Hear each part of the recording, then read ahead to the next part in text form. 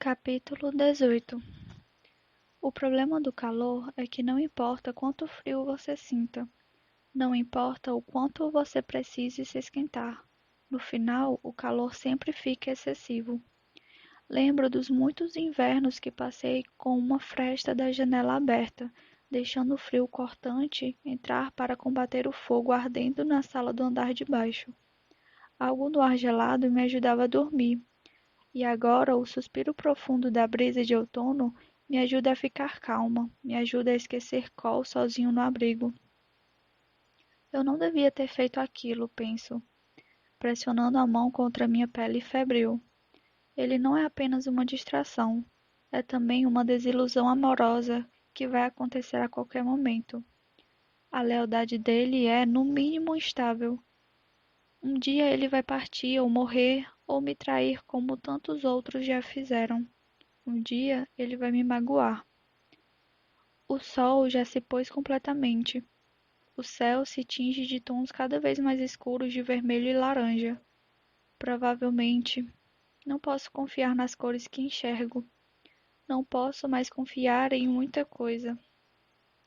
O abrigo está localizado no topo de um morro, no meio de uma clareira enorme cercada pela floresta. Tem vista para um vale sinuoso cheio de árvores, lagos e uma neblina constante e volátil. Cresci na floresta, mas este lugar é tão estranho para mim quanto Arquion ou o Palacete do Sol. Nem sinal de um vilarejo madeireiro ou de uma vila rural. Mas imagino que exista alguma pista de pouso escondida por perto, se é que o jato ainda pode ser usado. Devemos estar bem no interior da região selvagem de Norta, bem ao norte, longe de Argo Bay. Não conheço bem o estado do Regente, mas aqui parece a região de Great Woods, dominada pela mata, pelos mares de montanhas verdes e por tundras congeladas que fazem fronteira com Lakeland. A população é esparsa e vive governada pelos calafrios da Casa Gliacon, um lugar maravilhoso para se esconder. Terminou seu assunto com ele? Quilorne é pouco mais que uma sombra apoiada contra o tronco de um carvalho cujos galhos se abrem para o céu. Um jarro d'água jaz esquecido aos seus pés. Não preciso ver seu rosto para saber que está irritado. Posso ouvir muito bem. Não seja deselegante, digo. Estou acostumada a lhe dar ordens, mas a frase soa como um pedido. Como esperado, ele me ignora e continua a resmungar. Acho que todos os boatos têm um fundo de verdade, mesmo aqueles que o traste do Maven espalhou.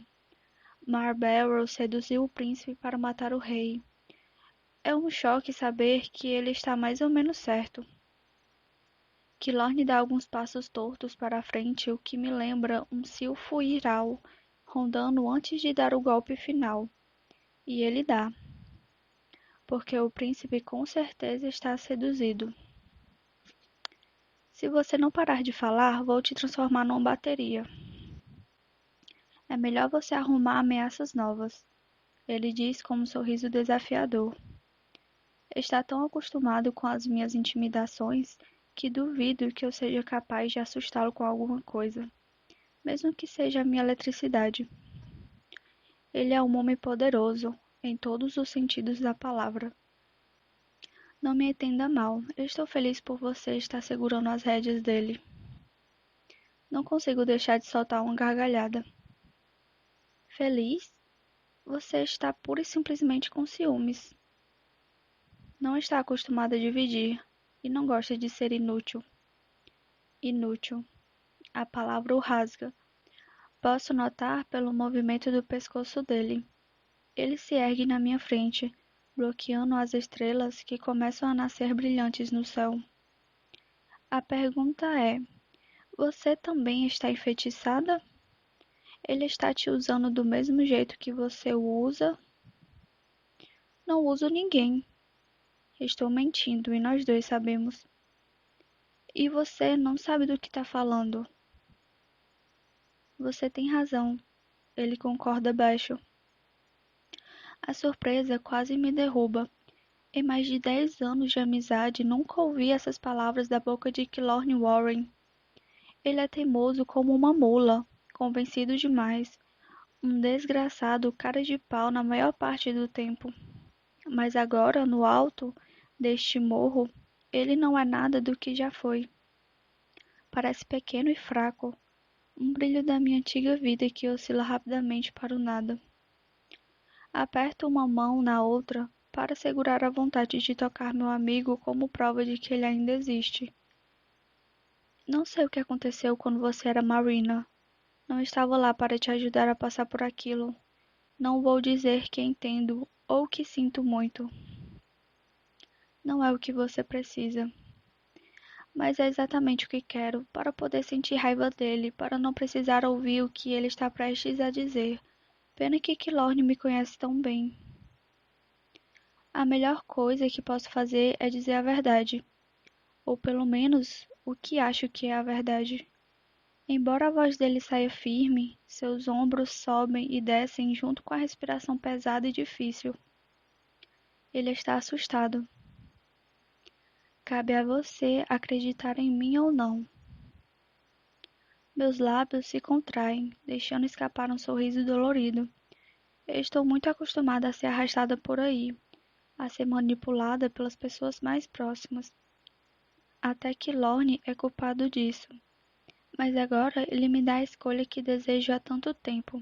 Uma escolha, por menor que seja. Ele confia que tenho capacidade para escolher, ainda que eu não tenha. Estou ouvindo. Ele começa a falar mais alguma outra coisa e então para. As palavras entalam, se recusando a sair, e por um segundo seus olhos verdes parecem estranhamente úmidos. O que foi, Kilorn? Pergunto com um sussurro. O que foi? Ele repete, balançando a cabeça. Depois de um longo momento, algo se parte dentro dele. Sei que você não sente o mesmo que eu em relação a nós. Sou tomada por uma vontade louca de bater a cabeça contra uma rocha. Nós. Parece uma idiotice falar sobre isso, uma grande perda de tempo e energia. Mas, mais do que isso, é vergonhoso e desconfortável. Minhas bochechas ardem vermelhas. Nunca quis ter essa conversa com ele. E tudo bem, ele continua, antes que eu o interrompa. Você nunca me viu como eu te vejo, nem em palafitas, antes de tudo isso acontecer. Pensei que um dia, talvez, mas ele dá de ombros. Você simplesmente não consegue me amar. Quando eu era a Marlborough de palafitas, pensava a mesma coisa. Imaginava o que aconteceria se eu sobrevivesse ao serviço militar e visse o que o futuro me reservava. Um casamento de amizade com um pescador de olhos verdes, filhos para amar, uma casa pobre em palafitas. Parecia um sonho naquela época, uma impossibilidade. E ainda é, sempre será. Não amo Kilorn, não do jeito que ele quer. Jamais amarei. Kilorn, balbucio, dando um passo em sua direção, mas ele dá dois para trás. Kilorn, você é meu melhor amigo, é parte da minha família. O sorriso dele escorre tristeza. E sempre serei, até o dia que morrer. Não mereço você, Kilorn Warren. Sinto muito, falo engasgando. Nem sei o que mais posso dizer. Nem sei do que estou me desculpando. Não é algo que você seja capaz de controlar, Mar. Ele responde ainda distante. Não podemos escolher quem amamos. Bem que eu gostaria, mais que qualquer outra coisa. Me sinto destroçada. Minha pele ainda está quente do abraço de Cole. Ainda se lembra do toque dele apenas uns minutos atrás.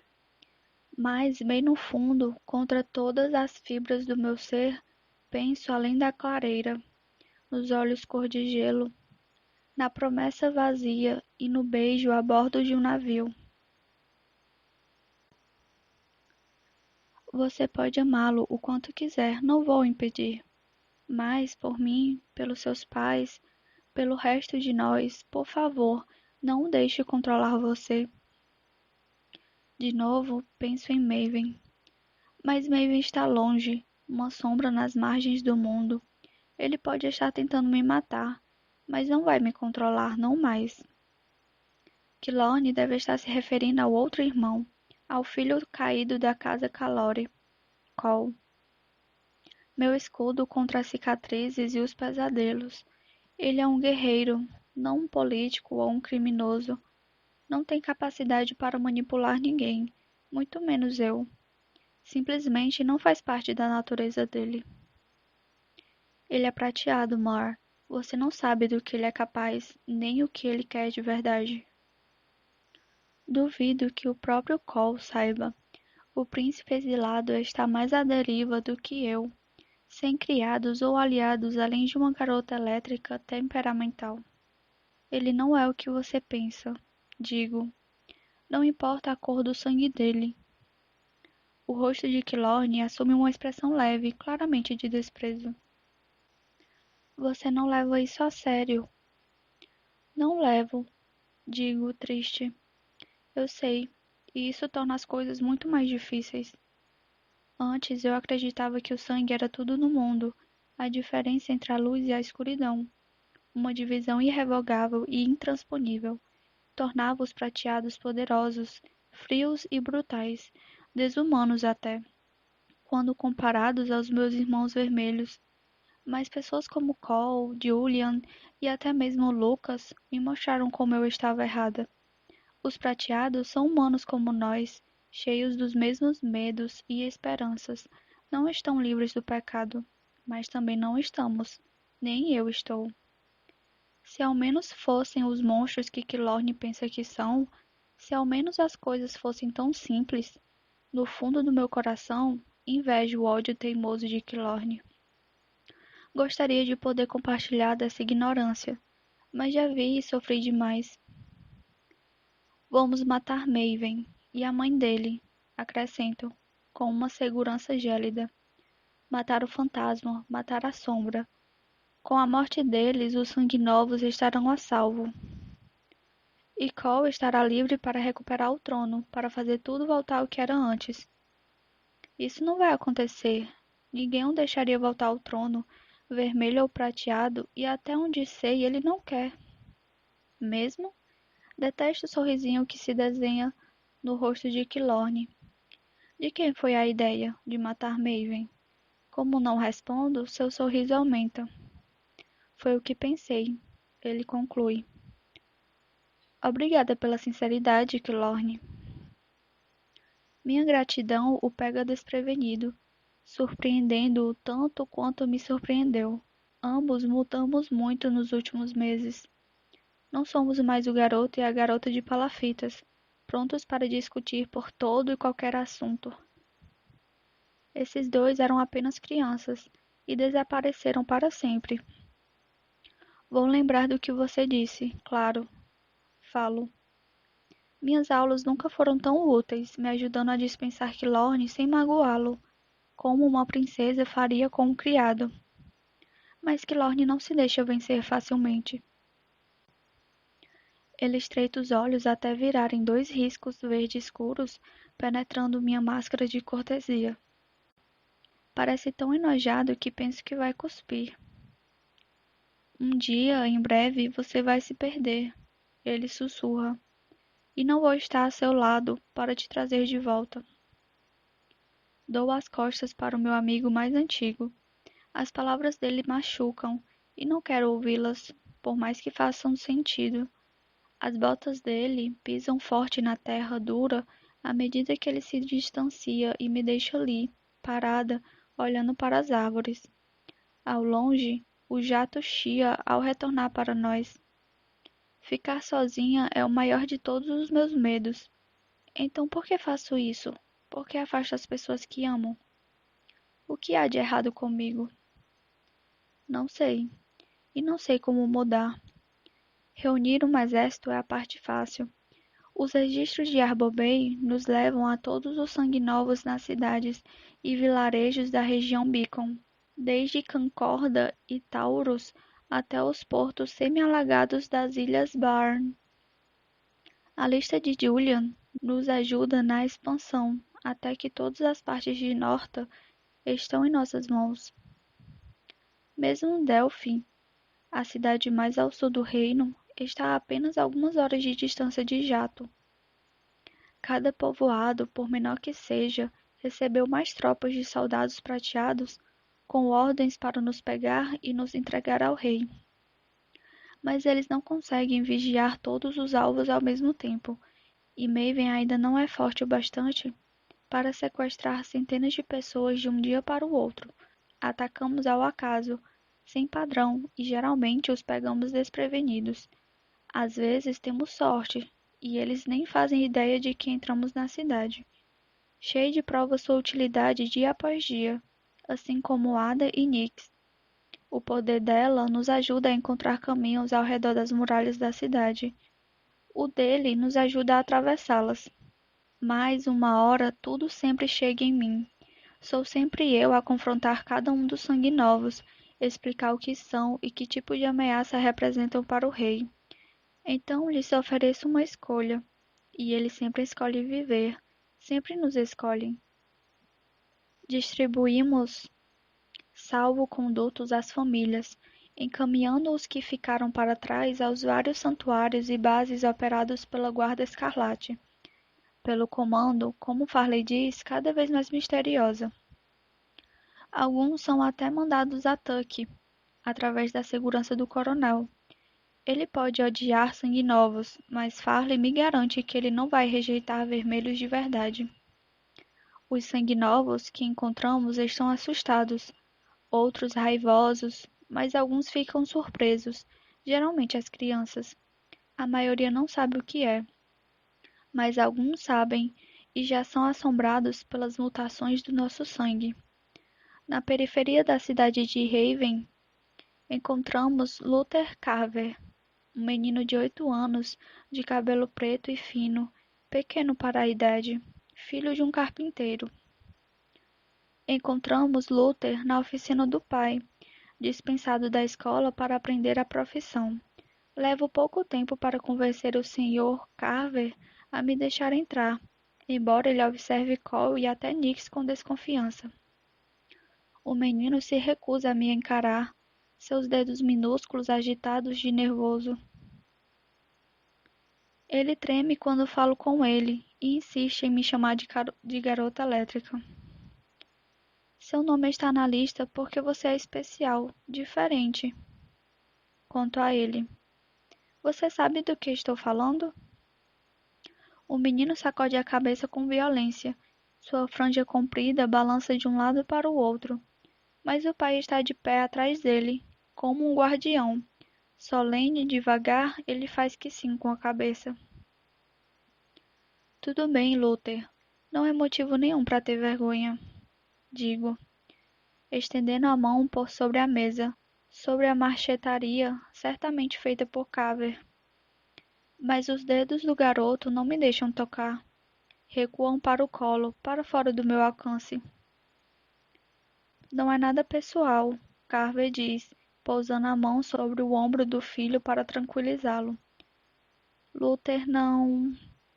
Ele só não quer fazer mal a vocês. Isso vem e vai. Está piorando, como viram. Mas vocês vão ajudar, não vão? O infeliz parece sofrer e sua voz quase falha. Meu coração sofre por ele e me pergunto o que meu pai faria nessa situação. Diante de pessoas que entendem seu filho, que podem ajudar, mas que precisam levá-lo embora. Você sabe por que ele é assim? Carver pergunta. Eu mesma já me fiz essa pergunta muitas vezes e já a ouvi de quase todos os sanguinovos, mas ainda não tenho resposta. Sinto muito, mas não sei, senhor.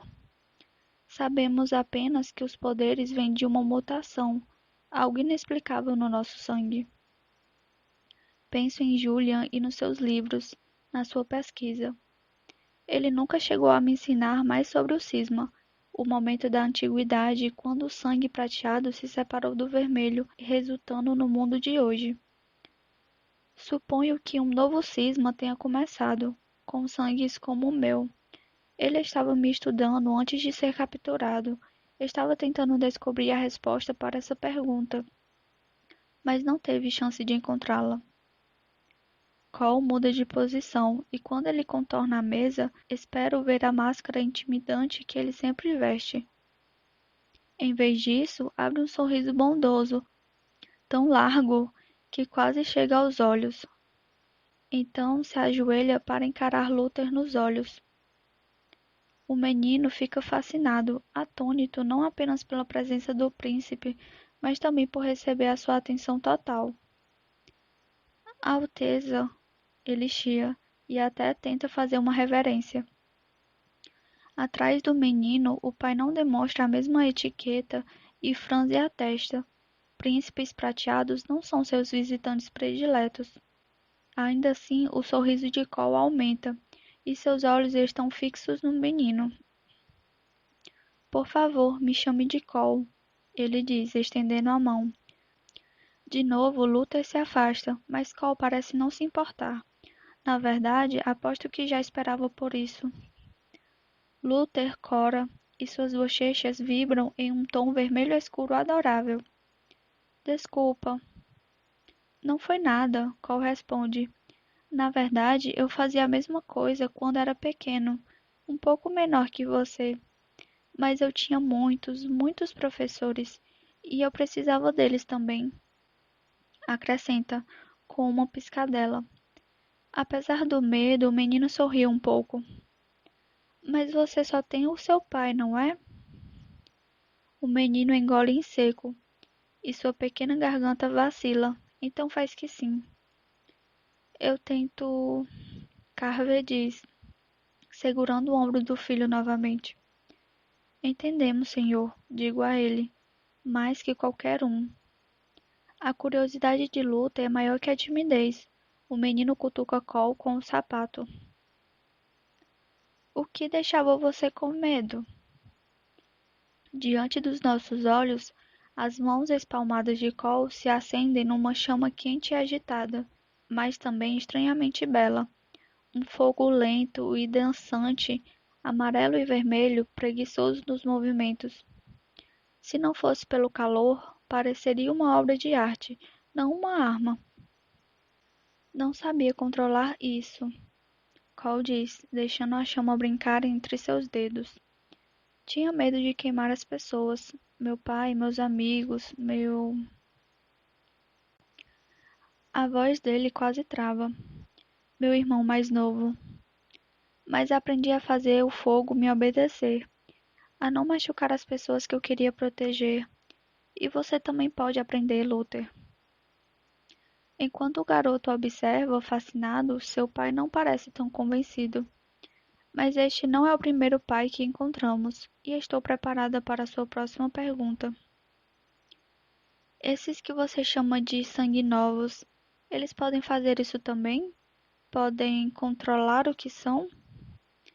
Minhas próprias mãos se cobrem com teias de faíscas, cada uma formando um raio perfeito de luz roxa antes de desaparecer por completo na minha pele, sem deixar vestígios. Sim, podemos, Sr. Carver. Com uma velocidade surpreendente, o homem pega um vaso de uma prateleira e o posiciona na frente do filho. Dentro dele, uma planta, uma samambaia talvez, brota da terra. Qualquer outra criança ficaria confusa, mas Luther sabe exatamente o que o pai quer. Vá em frente, garoto. Ele incentiva. Mostre o que precisa de conserto. Antes que eu possa me arrepiar com a frase, Luther estende a mão trêmula. Seus dedos roçam de leve a ponta de uma das folhas da samambaia, num movimento preciso. Nada acontece. Tudo bem, Luther, Carver diz. Pode mostrar para eles. O garoto tenta de novo, com a testa franzida de concentração. Dessa vez, ele pega a samambaia pelo caule e a segura na mãozinha. Devagar, a planta se curva ao toque dele, escurecendo, se dobrando sobre si, morrendo. Enquanto assistimos à cena, atônitos, Carver pega outra coisa na prateleira do fundo e joga no colo do filho. Um par de luvas de couro. Cuide bem dele, diz. Seus dentes cerram apertados para conter a tempestade em seu coração de pai. Prometam que vão cuidar bem dele. Ele não treme quando aperta a sua mão. Eu lhe dou a minha palavra, Sr. Carver. Só quando voltamos ao abrigo, que começamos a chamar de furo, me permito um momento sozinha. Para pensar, para dizer a mim mesma que a mentira foi bem contada. Não posso prometer com certeza que aquele menino ou que os outros como ele vão sobreviver ao que está se aproximando. Mas definitivamente espero que ele sobreviva. E vou fazer tudo o que posso para isso acontecer. Mesmo que o poder terrível desse menino seja causar a morte. As famílias dos sanguinovos não são as únicas a fugir. As medidas tornaram a vida dos vermelhos bem difícil, pior do que nunca, levando muitos deles às florestas e fronteiras em busca de um lugar onde não fossem forçados a trabalhar até morrer ou enforcados por dar um passo em falso. Alguns estão a poucos quilômetros do nosso acampamento, seguindo para o norte, rumo a uma fronteira já atingida pela neve e inverno que se aproxima. Killorn e Farley querem ajudá-los, oferecer comida e remédios, mas Cole e eu rejeitamos essa ideia. Ninguém pode saber onde estamos, e os vermelhos em marcha não são exceção, apesar do seu destino cruel. Vão caminhar para o norte até encontrarem a fronteira com Lakeland. Alguns serão forçados a se juntar às legiões que sustentam a linha de frente. Outros podem ter a sorte de passar para sucumbir ao frio e à fome na tundra, em vez de morrerem baleados numa trincheira. Meus dias se tornam parecidos. Recrutar, treinar, repetir. A única coisa que muda é o clima, à medida que o inverno se aproxima. Agora, bem antes do amanhecer, quando acordo, o chão está coberto de uma camada grossa de neve. Cole precisa aquecer o jato todos os dias para liberar as rodas e engrenagens congeladas. Ele nos acompanha até o próximo Sangue Novo quase sempre, pilotando o jato, mas às vezes ele fica, pois prefere ensinar. Ada o substitui nesses dias, pilotando tão bem quanto ele, tendo aprendido com velocidade e precisão sem iguais. E o conhecimento que tem de Norta, de tudo, na verdade, desde os sistemas de esgoto até as rotas de suprimentos, é impressionante. Não consigo sequer imaginar como no cérebro dela é capaz de armazenar tanta coisa e ainda ter espaço para mais. Ela é uma maravilha para mim, bem como todo o sangue novo que encontramos. Quase todos são diferentes, e seus poderes estranhos. Estão muito além do que qualquer prateado é capaz de fazer e do que posso imaginar. Luther segue com suas tentativas cuidadosas de controlar seu poder, murchando desde brotos até árvores. Cole acha que ele pode usar esse poder para curar a si mesmo. Mas ainda temos que descobrir como. Outra sanguinova, uma idosa que pede para ser chamada de Nani por todos, parece capaz de mudar a aparência física. Deu a nós um belo susto quando decidiu dançar valsa pelo acampamento disfarçada de Rainha Lara. Apesar da idade, espero poder usá-la em alguma missão em breve. Ela se esforça ao máximo no treinamento de Cole, aprendendo a atirar e usar facas junto com outros. Isso torna o acampamento um lugar bem barulhento, claro, o que com certeza chamaria a atenção mesmo no interior de Great Woods. Mas uma mulher chamada Farrah, a primeira recrutada depois de Ada e Nix, é capaz de manipular o som. Ela absorve as ondas das explosões e dos disparos, sufocando-os de modo que nenhum eco se espalhe pelo vale. À medida que os sanguinovos expandem seus poderes, aprendendo a controlá-los como eu, começo a ter esperança. Cole é um excelente professor, sobretudo para as crianças. Elas não têm os mesmos preconceitos dos mais velhos e passam a segui-lo pelo acampamento ao final do treino. Graças a isso, a presença do príncipe exilado começa a agradar os sanguinovos mais velhos. É difícil odiar Cole quando ele está rodeado por crianças implorando por outra aula. Até Nix parou de olhá-lo com raiva, embora ainda se recuse a fazer qualquer coisa com Cole que não seja bufar na cara dele. Não sou tão talentosa quanto o príncipe, e chego a temer os treinos da manhã e do fim da tarde. Quero ocupar o meu cansaço pelo desconforto. Gasto metade dos meus dias recrutando gente, viajando até o próximo nome da lista. Mas não é só isso. Simplesmente sou uma péssima instrutora. Trabalho mais com Keta, cujo poder é mais físico e parecido com o meu. Ela não é capaz de criar eletricidade ou qualquer outro elemento, mas pode destruir. Ela consegue explodir objetos, estourá-los em nuvens impactantes de fumaça e fogo, enquanto oblívios comuns ficam restritos às coisas que conseguem tocar. Keta não tem essa limitação. Ela espera pacientemente, focando na pedra em minha mão.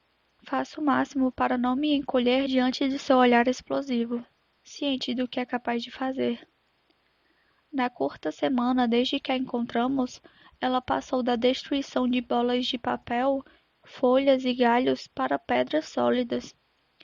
Como os outros sanguinovos, tudo o que precisa é de uma chance real de revelar seu verdadeiro eu. Então, seus poderes também se revelam, como animais finalmente saindo da jaula. Os outros se mantêm bem longe enquanto ela treina, deixando o canto mais distante da clareira livre para a gente. Eu não posso fazer o mesmo. Controle, digo, e ela assente. Gostaria de ter mais a oferecer. Minhas instruções são terrivelmente pobres. Eu mesma só tenho um mês de treinamento nas costas, boa parte dado por Julian, que nem era instrutor de verdade, para começo de conversa. Além disso, esse treinamento era incrivelmente pessoal e tenho dificuldade em explicar minhas intenções para Keta com precisão. Controle, ela repete. Seu olhar se estreita, intensificando o foco. É estranho, seus olhos cor de barro não têm nada de notável, apesar do poder que contém. Assim como eu, Keta vem de um vilarejo à beira de um rio e pode passar por uma irmã mais velha ou uma tia minha. De acordo com os registros, ela era professora. Quando jogo a pedra para cima com toda a força que tenho, lembro do instrutor Arven e do seu treinamento. Ele nos fazia atingir alvos com nossos poderes, para aperfeiçoar nossa mira e concentração. No ossário, me tornei o alvo dele, e ele quase me matou. Ainda assim, aqui estou eu copiando seus métodos. Fico com a impressão de que isso é errado, mas funciona. A pedra se desmancha em pó no ar, como se uma microbomba tivesse explodido dentro dela. Keta bate palmas e me obrigo a fazer o mesmo. Me pergunto se ela vai se sentir diferente quando seus poderes forem testados contra carne e não pedra. Imagino que posso pedir para que Lorne nos trazer um coelho para descobrirmos. Só que ele está mais distante a cada dia. Assumiu a responsabilidade de alimentar o acampamento e passa a maior parte do tempo pescando e caçando. Se não estivesse tão preocupada com meus próprios afazeres, recrutando e treinando, tentaria livrá-lo disso. Mas mal tenho tempo para dormir, quanto mais para convencer Lorne a voltar a ser parte do rebanho. Quando a primeira nevasca cai, já temos 20 sanguinovos morando no acampamento. desde velhas criadas até meninos agitados. Por sorte, o abrigo é maior do que eu imaginava no começo, estendendo-se por trás da montanha num labirinto de câmaras e túneis.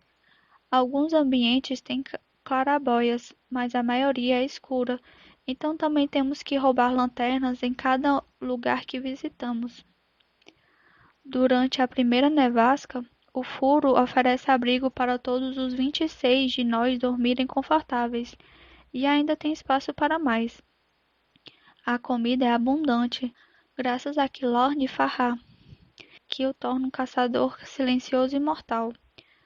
Cada leva de recrutas vem acompanhada de mais suprimentos, desde roupas de inverno, fósforos e até um pouco de sal.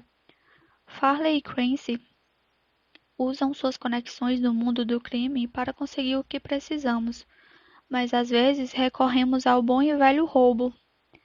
Em um mês já somos uma máquina bem treinada e escondida. Maeve não nos encontrou e nos mantemos de olho nele do melhor jeito que podemos. Os quadros de anúncios e os jornais facilitam a tarefa. O rei visita Delphi. Rei Maven, Lady Evangeline visitam as tropas do Forte Lancaster. Turnê da coroação atravessa o estado do rei. As manchetes dão a localização precisa e sabemos o que isso quer dizer. Sangue novos mortos em Delphi, Lancaster e em todo lugar que ele visita. A sua suposta turnê de coroação não passa de mais uma fachada para ocultar um desfile de execuções. Apesar de todos os nossos poderes e truques, não somos rápidos o bastante para salvar todos. Para cada sangue novo que encontramos e trazemos para o acampamento, há outros 2 pendendo de forcas, desaparecidos ou sangrando na sarjeta. Alguns corpos trazem indícios de uma morte realizada por magnétrons, pessoas espetadas ou estranguladas por barras de ferro. Ptolemos está, sem dúvida, aproveitando a luz do rei para brilhar, embora Evangeline talvez também esteja. Logo ela será rainha, e com certeza vai fazer de tudo para manter Maven bem próximo. Antes eu ficaria furiosa com isso, mas agora não sinto nada além de pena pela jovem Magnetron. Maven não é Cole, e vai matá-la se julgar necessário, assim como está matando os sanguinovos. As mortes mantêm suas mentiras vivas, nos mantêm na condição de fugitivos. Maven errou nos cálculos. Ele acha que uma quantidade certa de cadáveres vai me fazer voltar, mas não vou voltar.